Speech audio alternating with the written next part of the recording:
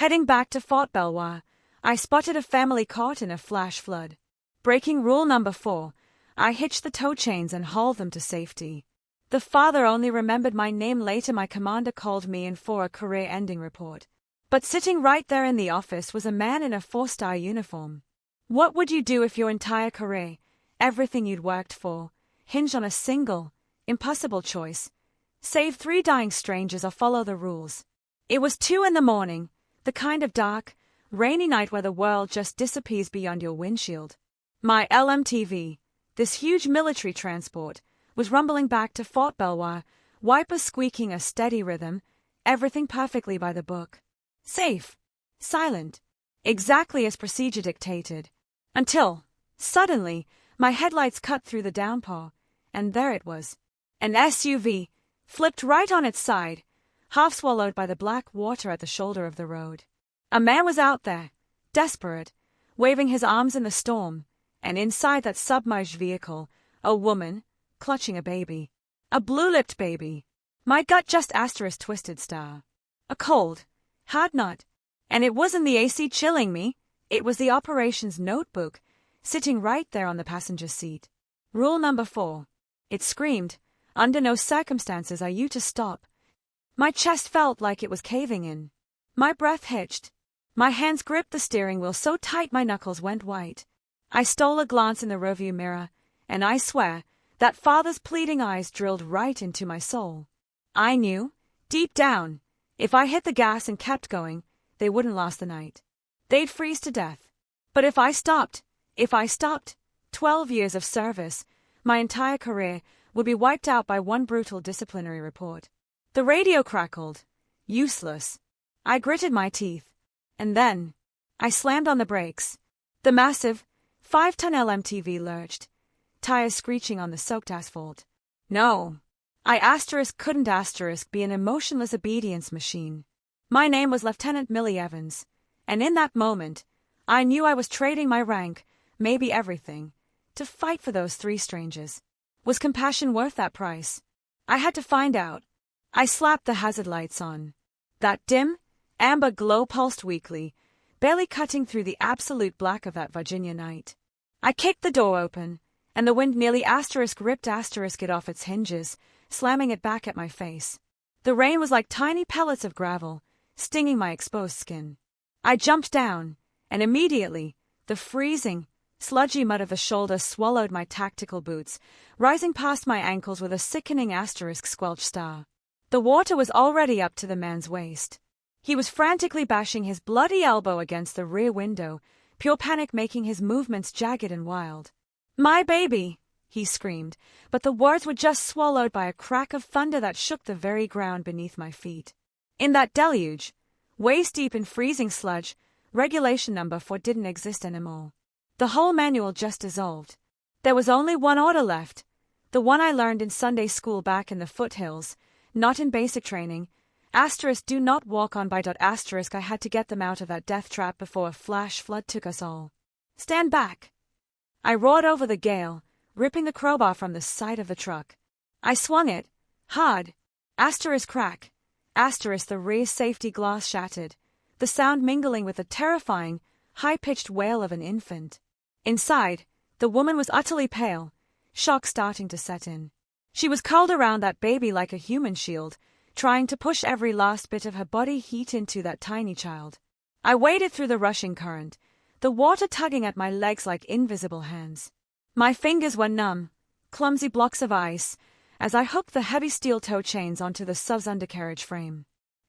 Click. Lock. This wasn't a drill at the motor pool.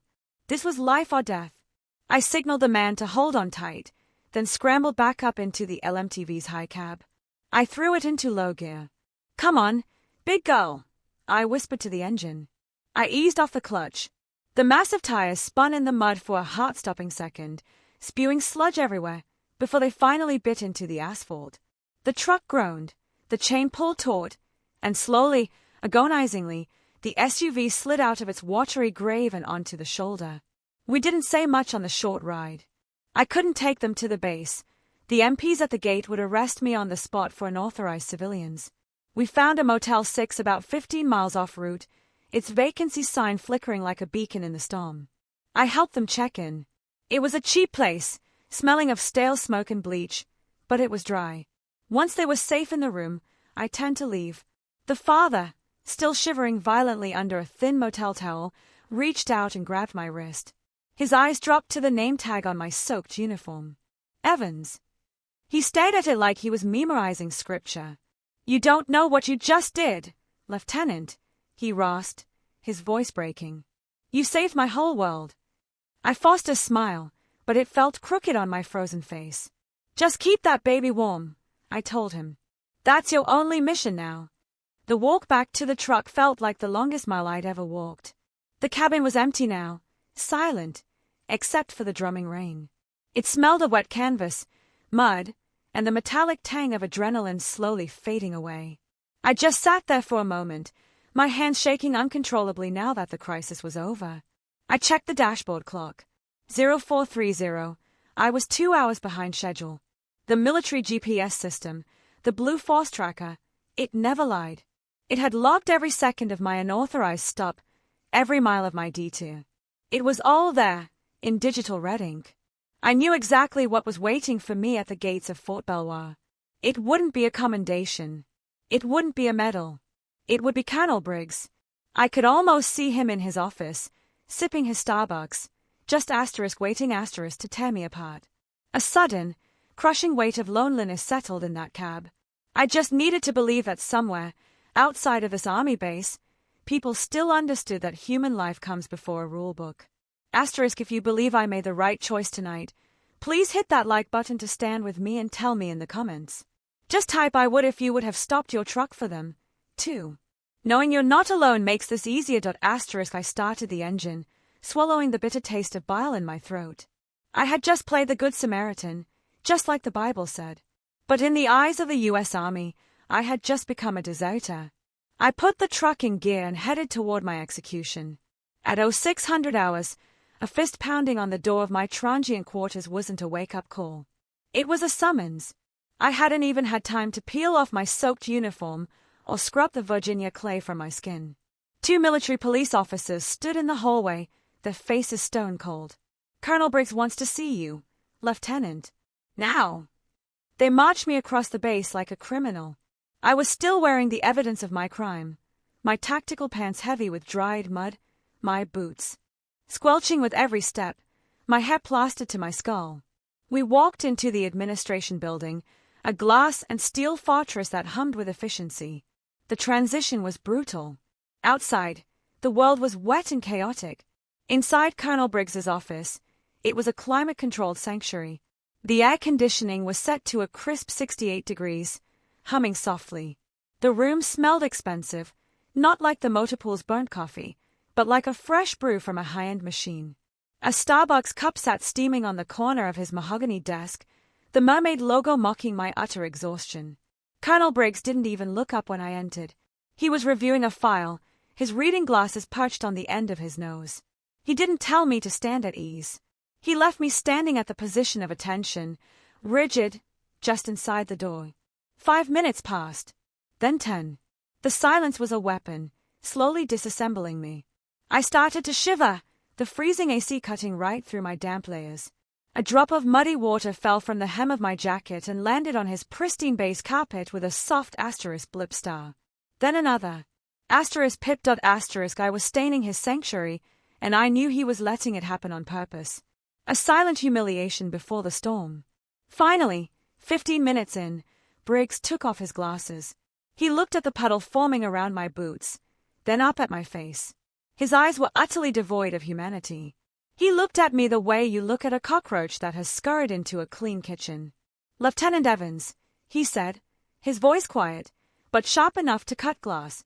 "Do you labor under the delusion that the United States Army provides you with a $500,000 light-medium tactical vehicle, so you can operate it as your personal Uber?" I swallowed hard, my throat dry. "Sir," I managed, there was a civilian vehicle overturned. A flash flood.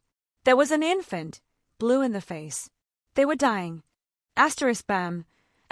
Briggs slammed his open palm on the desk. The sound cracked through the room like a pistol shot. I flinched instinctively. I don't care if it was the President of the United States. Briggs was standing now. Procedure is procedure. You deviated 15 miles off your logged route.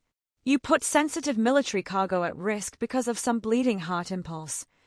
He walked around the desk, cycling me like a shark. He stopped right next to my A. I smelled his cologne.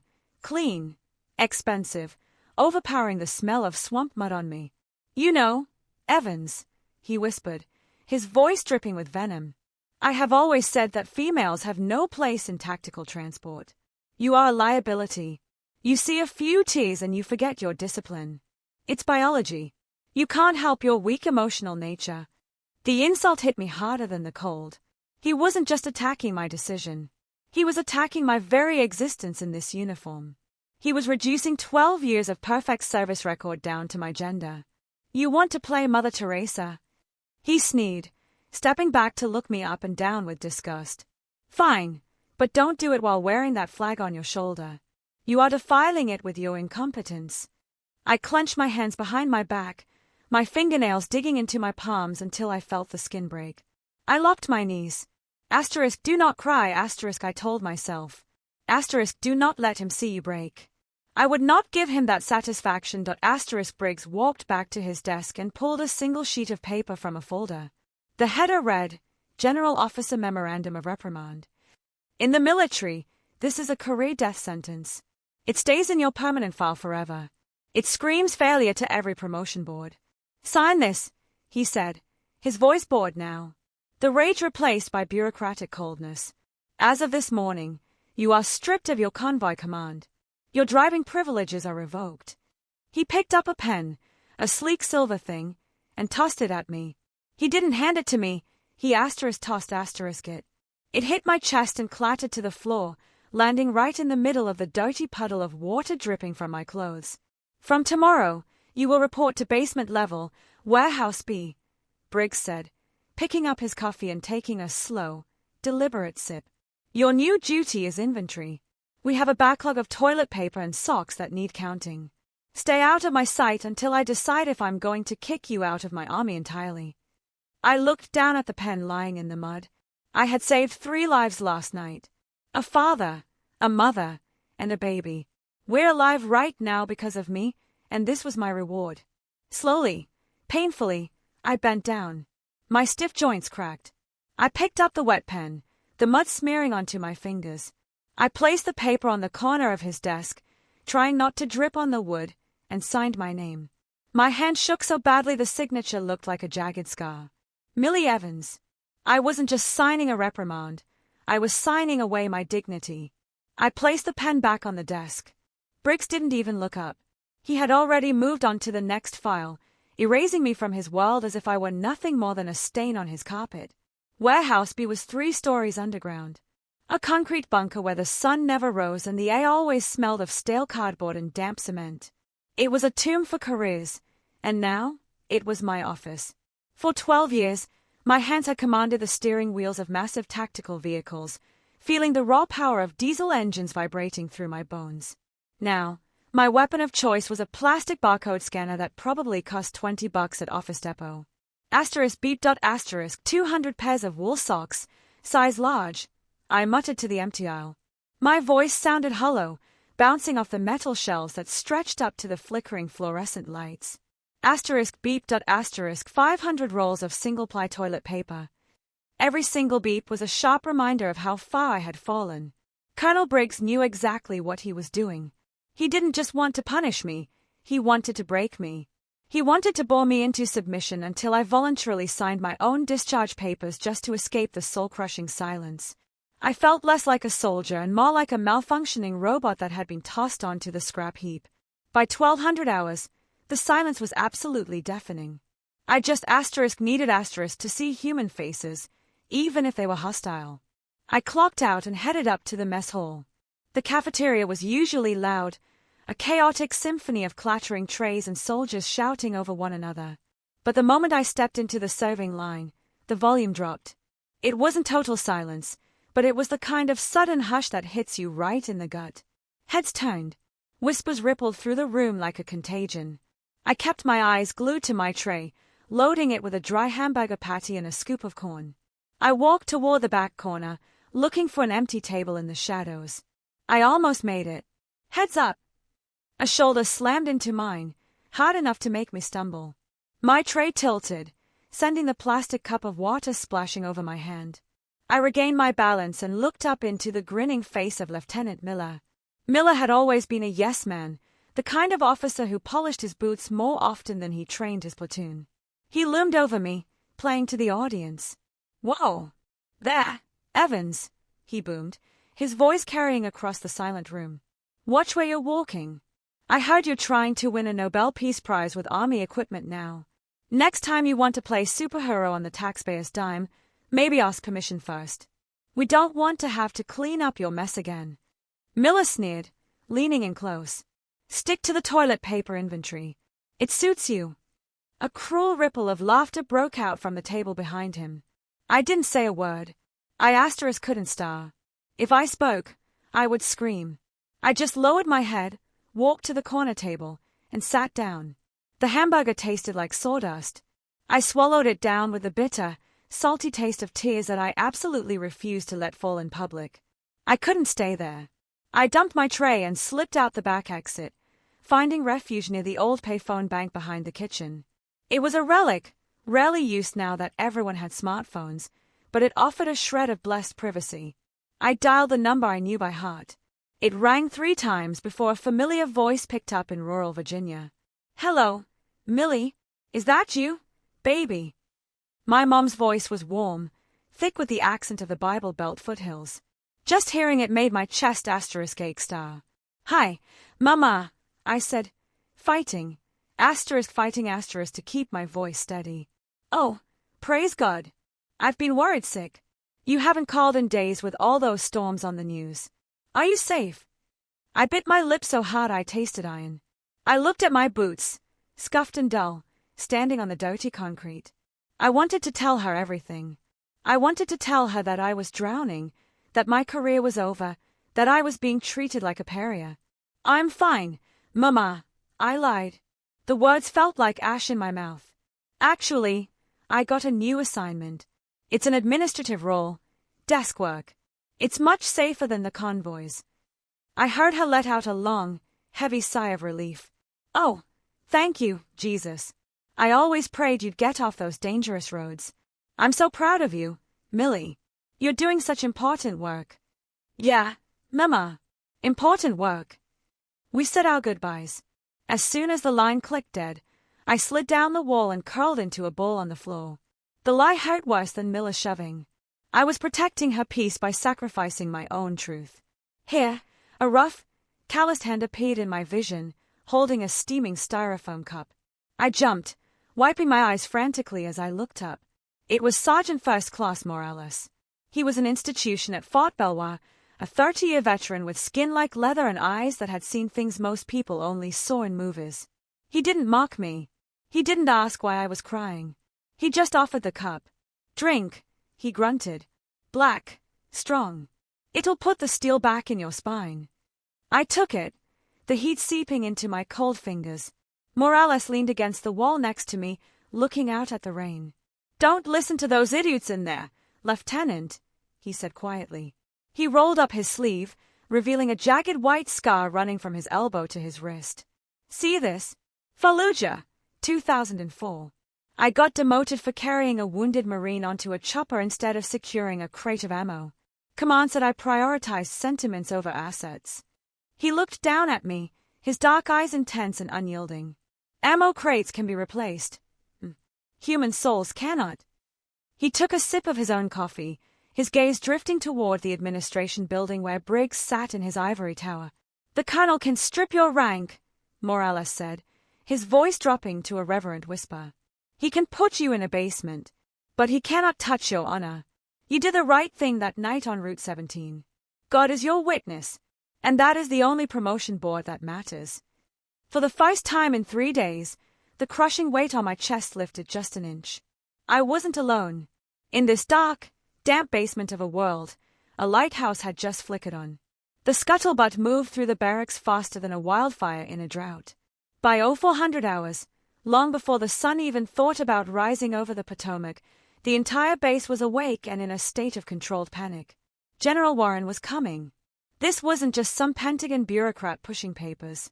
General Warren was the Vice Chief of Staff of the Army, a legendary four-star general with a reputation for eating incompetent commanders for breakfast. His visits weren't social calls. They were audits of the soul. Immediately, Fort Belvoir transformed into what was cynically called a dog and pony show. It's a theater production designed to hide up behind a facade of perfection. From the loading dock of Warehouse B, I watched the absurdity unfold.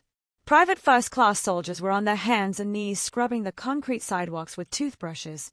I saw a squad painting brown patches of dying grass with green spray paint just so the lawn would look vibrant from the general's passing motorcade.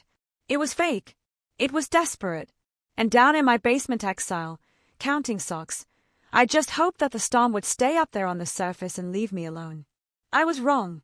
At 1,000 hours, the phone on the concrete wall rang. It was the administration building. Colonel Briggs wanted to see me again. This time, when I walked into his office, the atmosphere had shifted. The air wasn't charged with the explosive rage from yesterday. It was heavy with cold calculation. Briggs was standing by the window, watching the manic preparations outside. He turned around, and for the first time, he smiled. It wasn't a warm smile. It was the smile of a shark that smells blood in the water.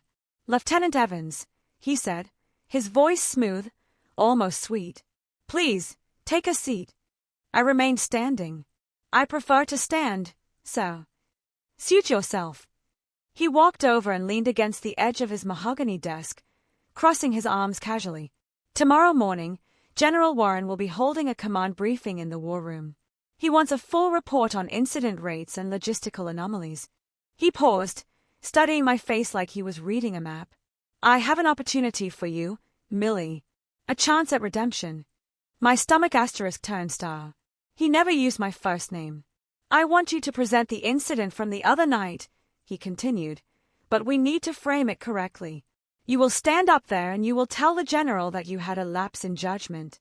You acted on emotion, panicked and deviated from the route due to inexperience." He stepped closer, his voice dropping to a conspiratorial whisper, as if we were partners. "And then you will say that thanks to my swift intervention and strict disciplinary guidance, the situation was contained and protocol was restored. You are the example of a mistake. I am the example of the correction. Do you understand?" I stared at him, utterly horrified. He wanted me to purge myself. He wanted me to paint myself as an incompetent fool, just so he could look like a strong leader in front of a four-star general. He wanted to use my act of mercy as a stepping stone for his own promotion.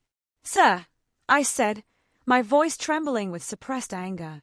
"I saved a family. I won't stand there and lie. I won't say it was a mistake." Briggs's smile vanished instantly.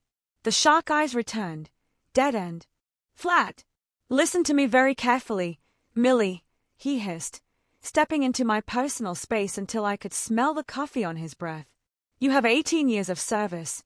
You are exactly 2 years away from your 20-year mark.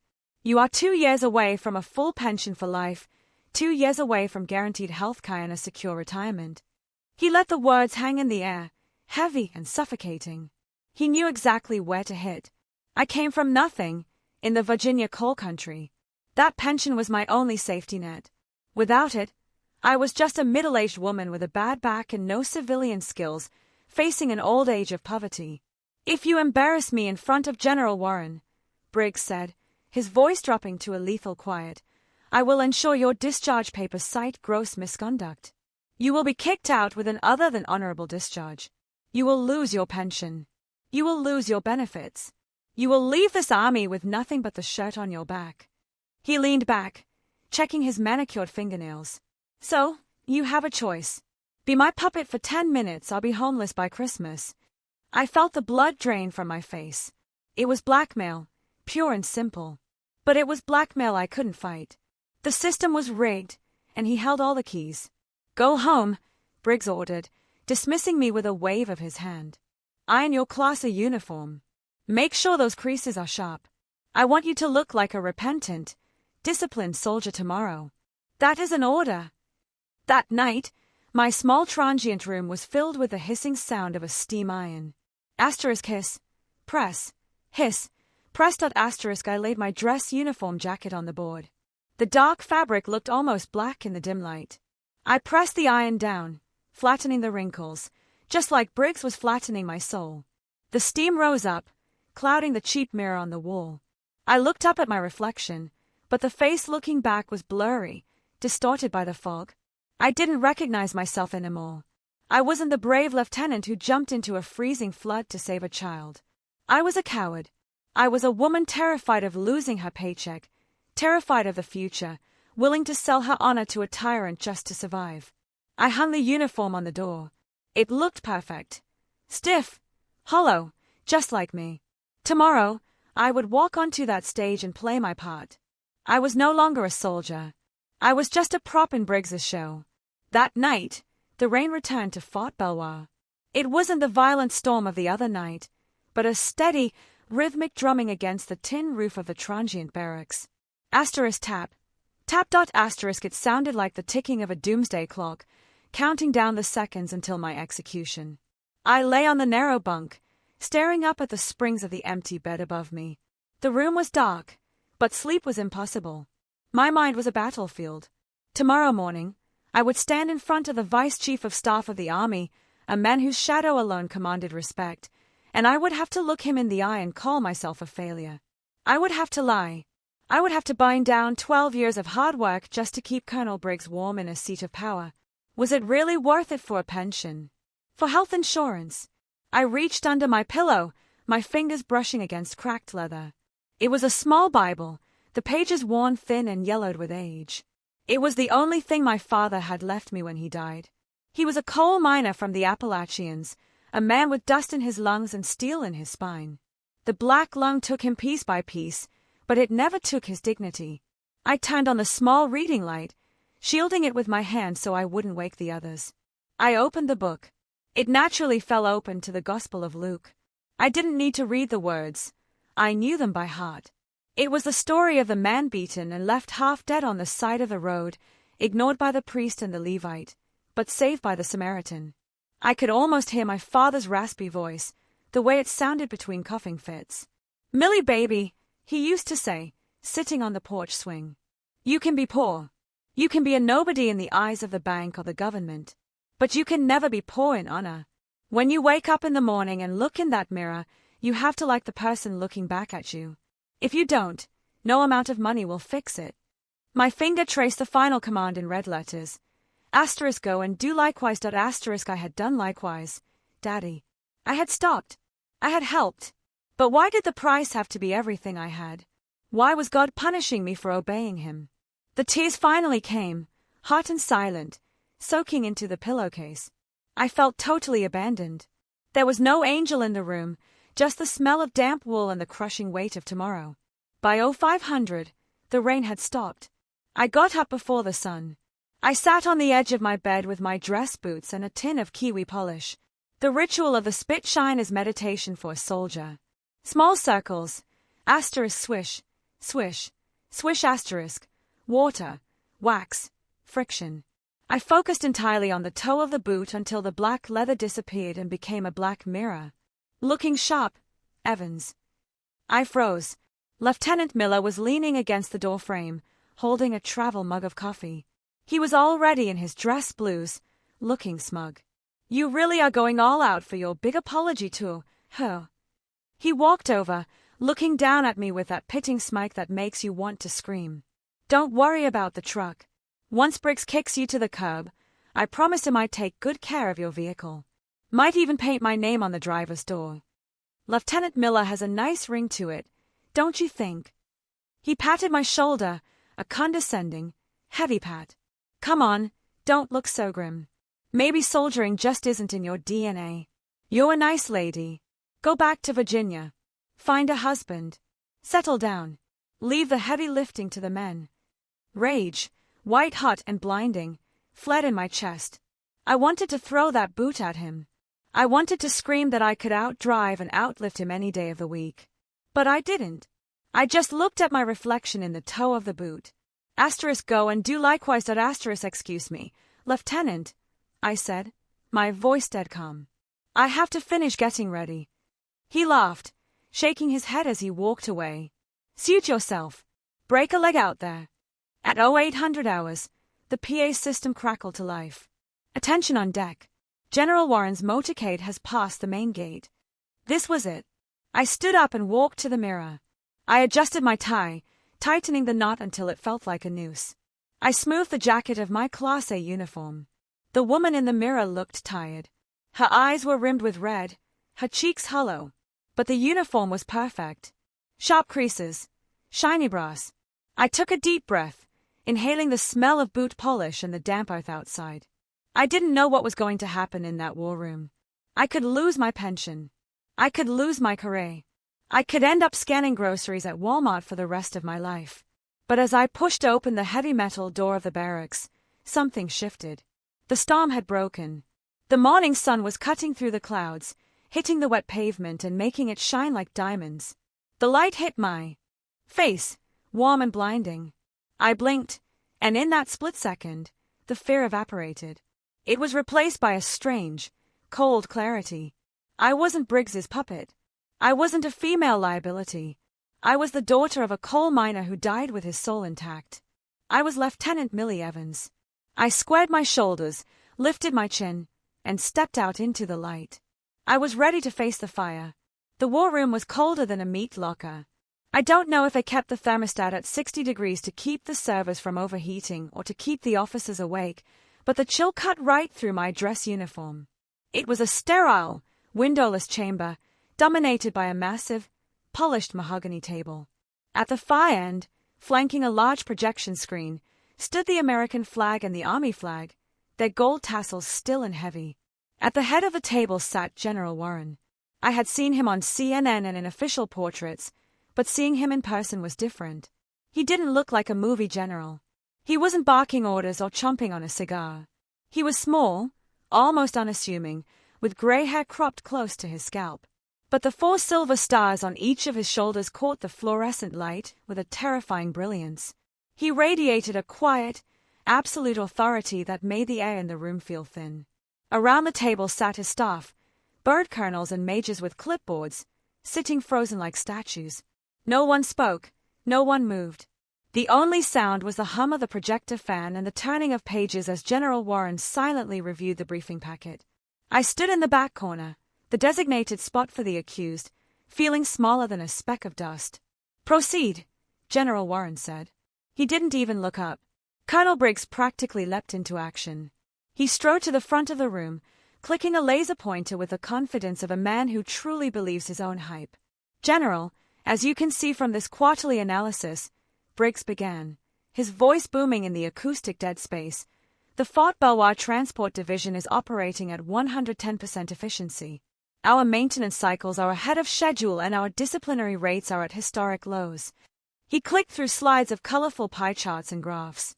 I knew for a fact that half those numbers were massaged, but up there on the big screen, they looked like gospel.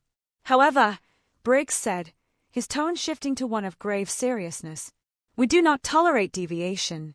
Strict adherence to protocol is the backbone of this unit. He turned and pointed the red laser dot at the floor near my feet. This brings me to the incident on the night of October 14th. I have brought Lieutenant Evans here today as a case study. My heart hammered against my ribs like a trapped bird.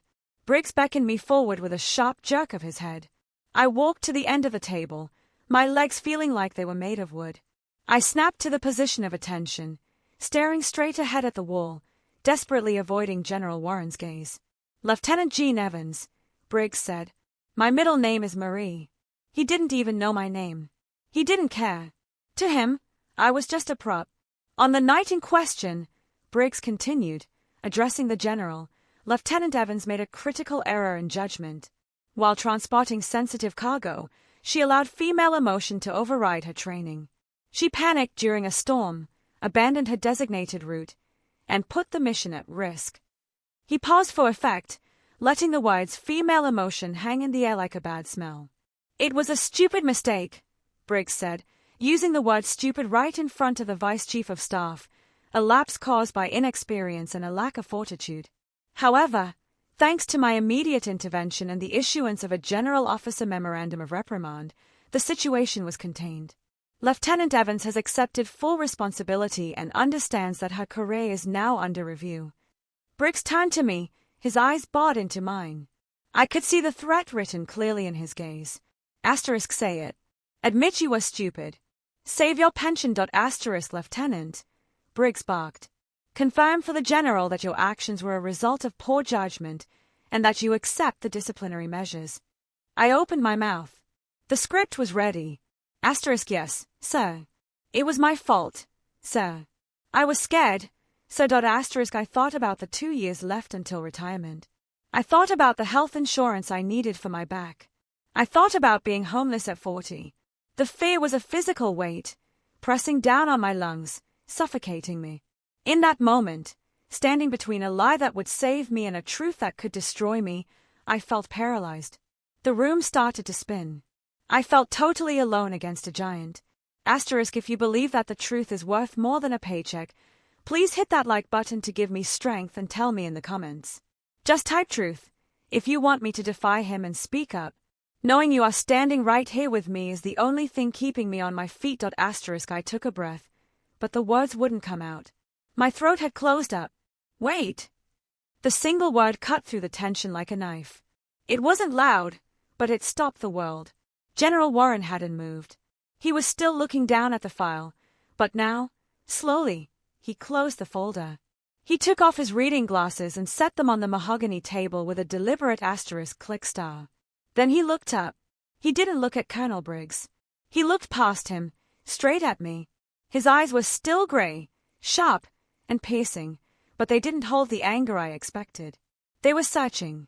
It was a look of intense, almost unnerving recognition. Lieutenant Evans, the General said.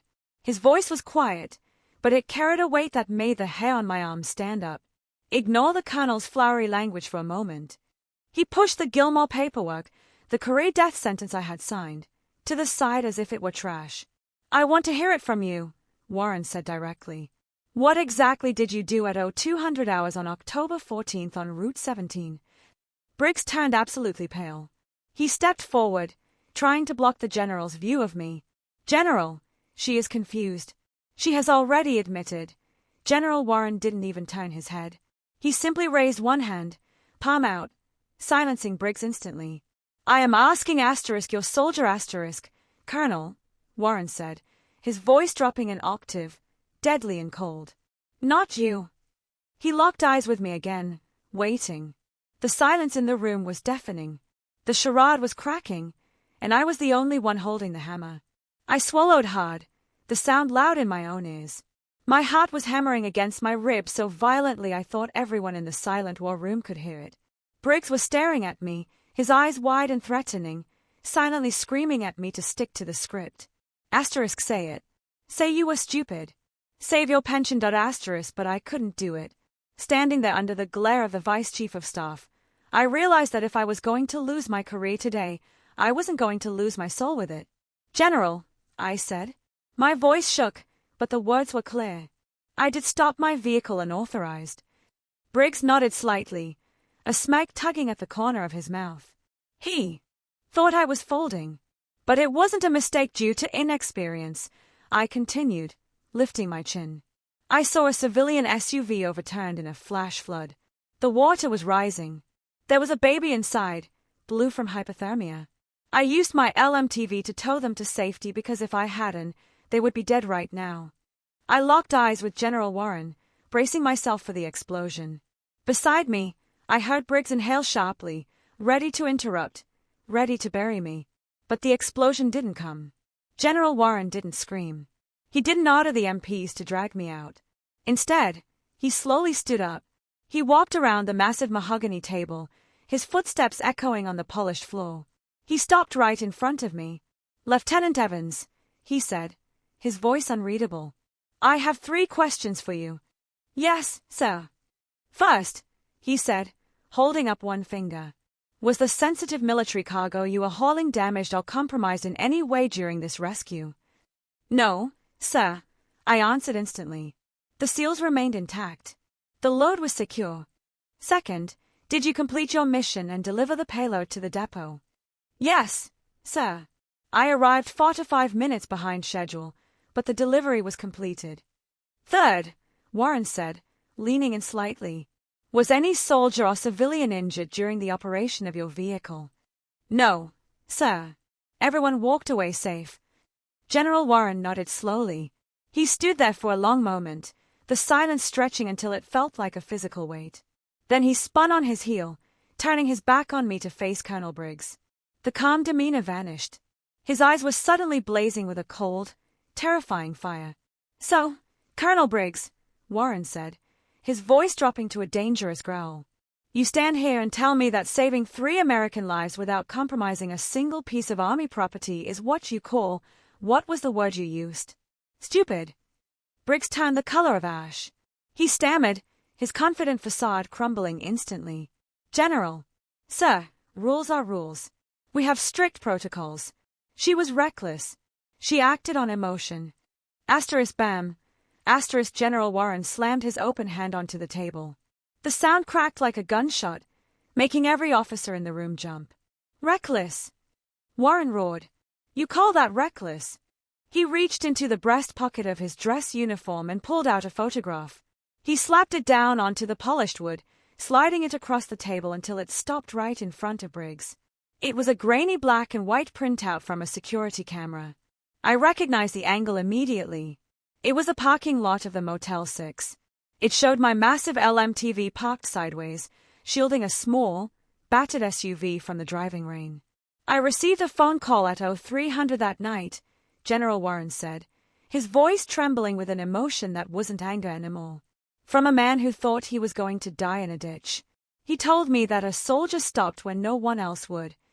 Warren pointed a shaking finger at the photo. That man in the car, Colonel, is my son-in-law. The woman holding the baby is my daughter, Sarah. A collective gasp went through the room. The air seemed to be sucked out of the space. General Warren took a step closer to Briggs, his voice cracking. And that blue-lipped infant, the one you said Lieutenant Evans was stupid to save, that is my only grandson. The silence that followed was absolute. Colonel Briggs looked like he had been punched in the gut. His mouth opened and closed like a fish out of water, but no sound came out. His hands were shaking so badly that the silver pen he was holding, the same laser pointer he had used to mock me, slipped from his sweaty fingers. It clattered loudly onto the floor, rolling away under the table.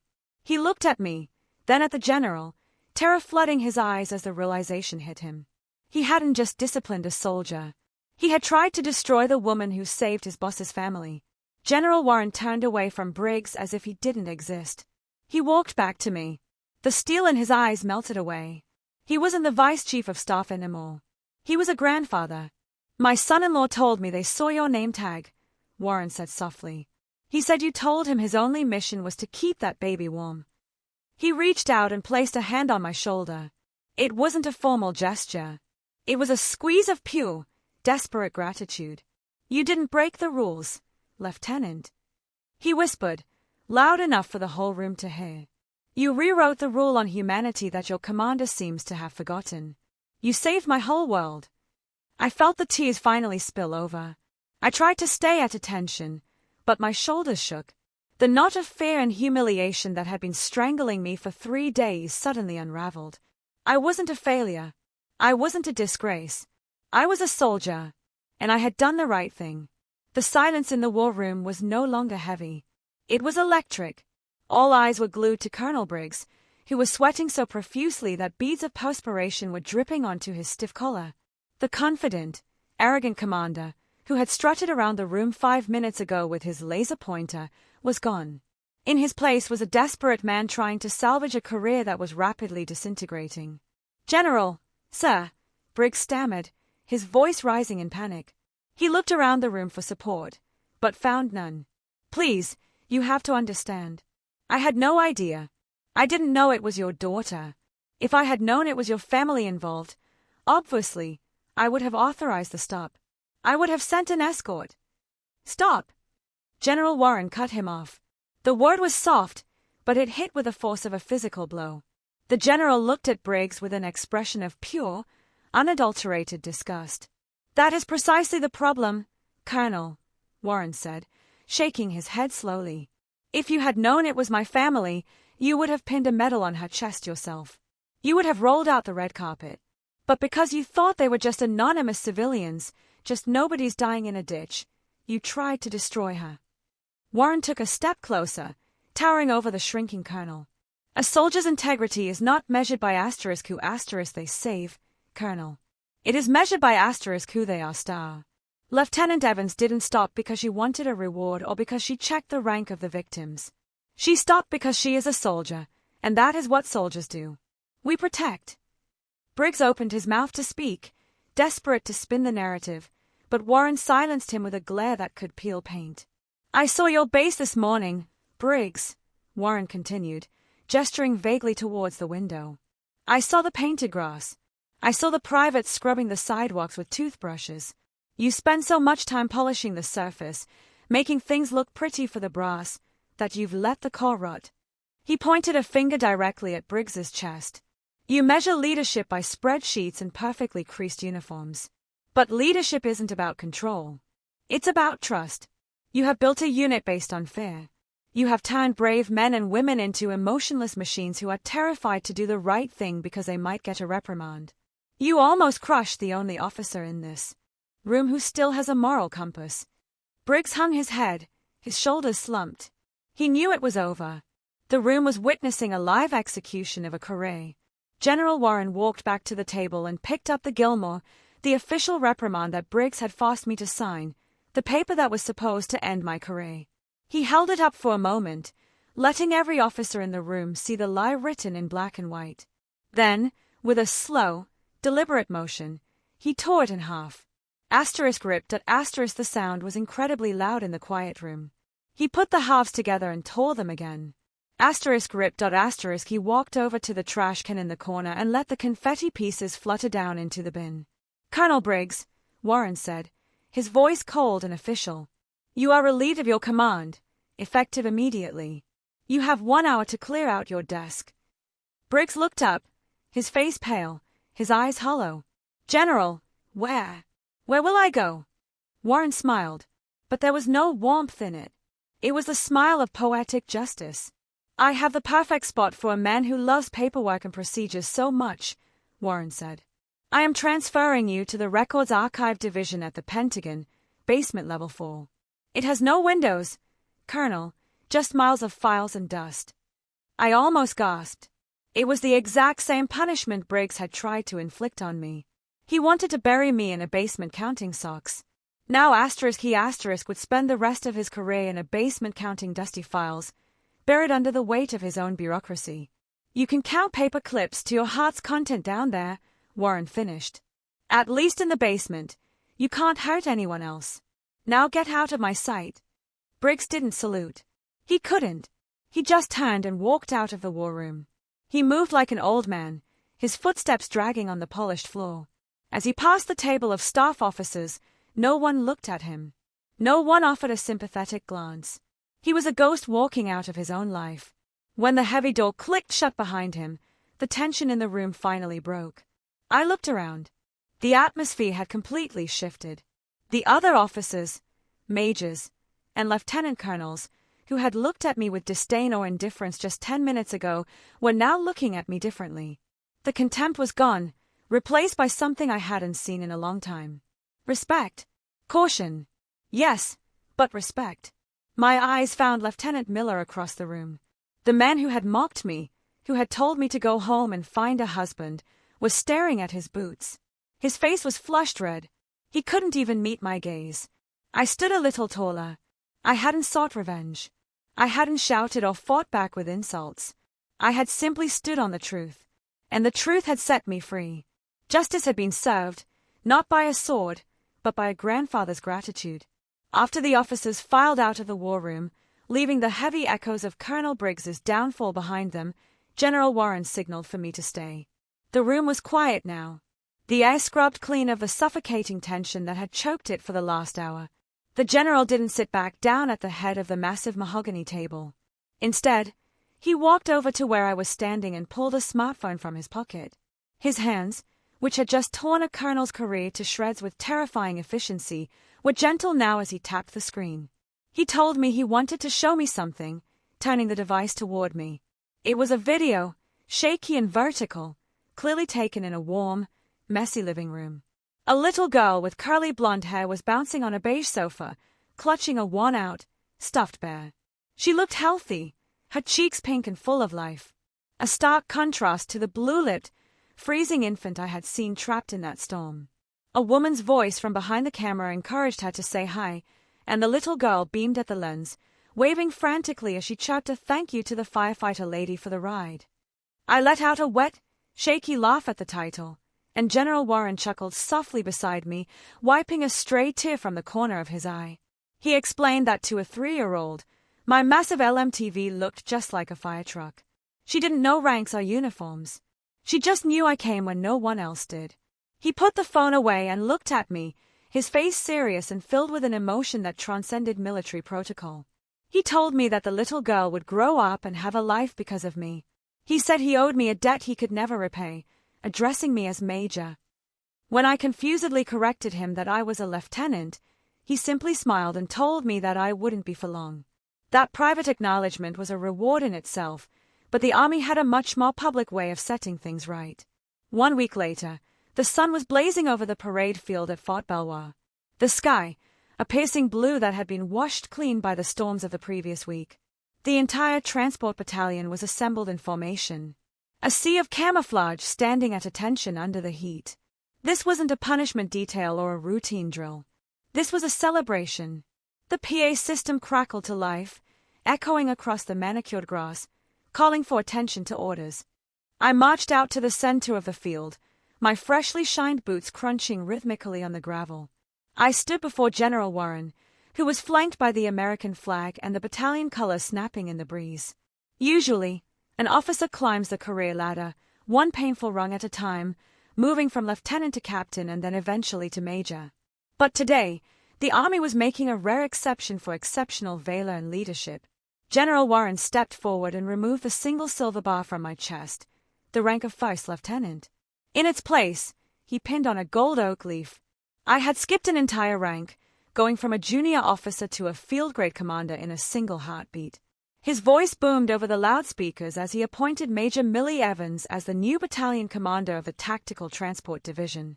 Leaning in close as he adjusted the collar of my uniform, he told me quietly that he didn't want another Briggs running this unit. He wanted someone who knew that people mattered more than paperwork, and he wanted my conscience to lead the battalion. However, the promotion wasn't the most significant news of the day. Before dismissing the troops, General Warren announced a new standing order, effective immediately across all Army commands.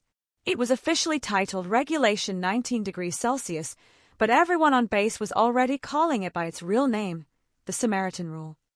The rule was simple but revolutionary, stating that any military personnel operating a government vehicle were authorized to deviate from their route and utilize government assets to provide emergency assistance to civilians in life-threatening distress without fear of administrative reprisal. My name wasn't on the document, but as the general read the words, I felt a warmth spread through my chest that had nothing to do with the sun. The terror I had felt that night, the impossible choice between my career and a baby's life, was something no other soldier would ever have to face again. Kindness had finally been codified into law. As the ceremony ended and the formation broke, soldiers came up to shake my hand with genuine respect. I was walking back toward the headquarters when a shadow fell across my path. I stopped to find Lieutenant Miller standing there. He looked different than before. The smug, arrogant sneer was gone, replaced by a look of awkward humility. He was holding his cover in his hands, twisting the fabric nervously as he struggled to speak. He quietly congratulated me and then stumbled through an apology for his past comments about me not belonging and needing to find a husband. He looked down at his boots, admitting he had been a jerk. I looked at him, remembering the rage I felt when he mocked me in the barracks. I could have used my new rank to humiliate him or assigned him to the basement infantry duty. But then I thought of Sergeant Morales and his lesson that human souls cannot be replaced. If I crushed Miller now, I was no better than Briggs. I extended my hand firmly. I told him it was forgotten. And as he took my hand in a firm grip, I gave him a small smile. I ordered him back to work with one piece of advice: never laugh at someone trying to do the right thing, because you never know when you might need a Samaritan yourself. Miller nodded, and for the first time, the salute he gave me was genuine. I watched him walk away, then turn toward the motor pool with a full heart. I had a battalion to run, and for the first time in my life, I truly felt like I was exactly where I belonged. 1 year had passed since the storm that changed everything, and the seasons in Virginia had turned a full circle. The dogwood trees outside the administration building were shedding their leaves, painting the sidewalks in shades of russet and gold. I sat behind the large mahogany desk, the very same desk where Colonel Briggs used to sit and clean his fingernails while ignoring his soldiers. But the room felt different now. Under Briggs, this office had been a fortress, sealed tight with blinds drawn, and the air conditioning set to a meat-locker chill. Now, the windows were cracked open, letting in the crisp autumn breeze and the distant sounds of the motor pool.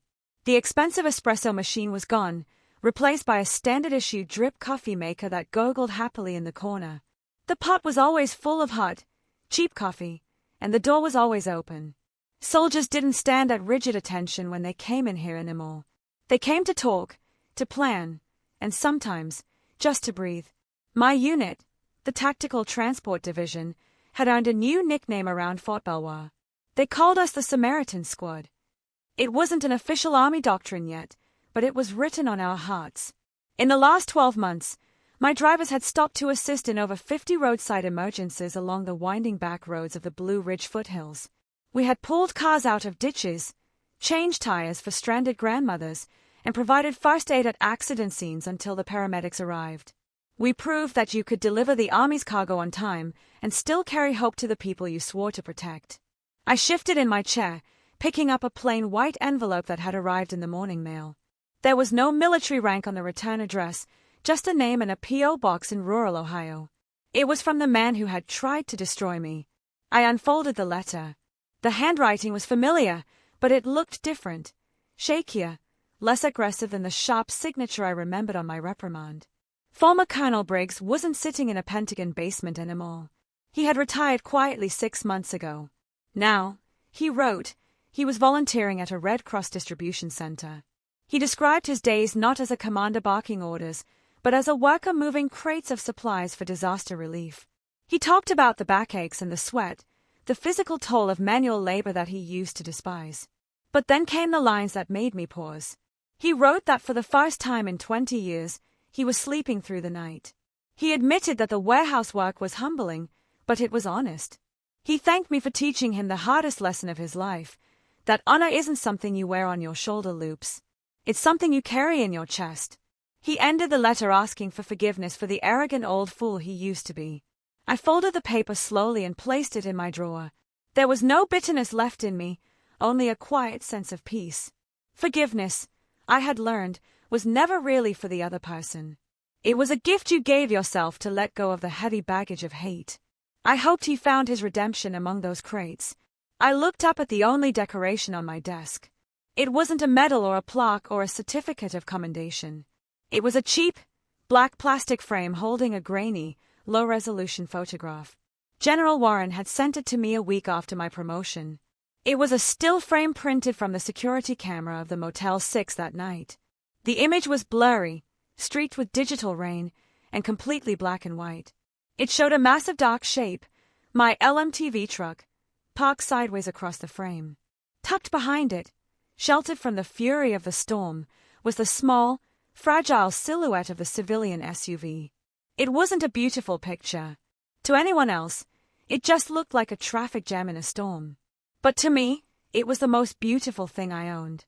On the back, in his neat cursive script, the general had written, asterisk for the days when the storms returned. So you never forget what real courage looks like. Asterisk. I traced the edge of the frame with my thumb. That photo was my compass. It reminded me that the biggest machine is nothing without a human heart behind the wheel. Outside, the sky began to darken. A gray curtain of clouds rolled over the Potomac, and the first drops of rain began to splatter against the window pane. It was starting again.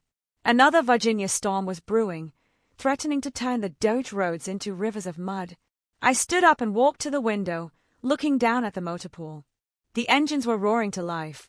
A convoy of 20 LMTVs was lined up, the headlights cutting through the gloom, ready to transport supplies to the coast. I picked up the radio handset from my desk. The plastic felt cool and familiar in my palm. I keyed the MIC, my voice steady and calm. "Attention all Samaritan stations. This is Samaritan 6, I said, watching the rain intensify. We have heavy weather incoming. The roads are going to be slick, and visibility will be near zero. Your mission is to get the payload to the destination." I paused, looking at the grainy photo on my desk one last time. "But remember your standing orders. Keep your eyes open. If you see someone in trouble, you stop. We don't leave anyone behind in the dark. Watch your 6 and drive safe. Samaritan 6 out." I hung up the radio and watched as the convoy began to roll out the gate, big wheels turning through the puddles. The storm was coming, loud and dangerous, just like it had a year ago. But this time, I wasn't afraid. I knew that no matter how dark the night got, we were the ones driving the lights. We were the ones carrying the fire. And that was a legacy worth more than any rank. You know, looking back at that rainy night on Route 17, I realized that we often confuse rank with leadership and rules with righteousness. But the truest test of character isn't what you do when the sun is shining and the general is watching. It's what you do in the dark, when the only witness is your own conscience. We are all driving our own heavy trucks through life, focused on our deadlines and our paychecks. It is easy to just keep driving. But never let your schedule become more important than a human soul. Real honor isn't something that can be pinned on a uniform or framed on a wall.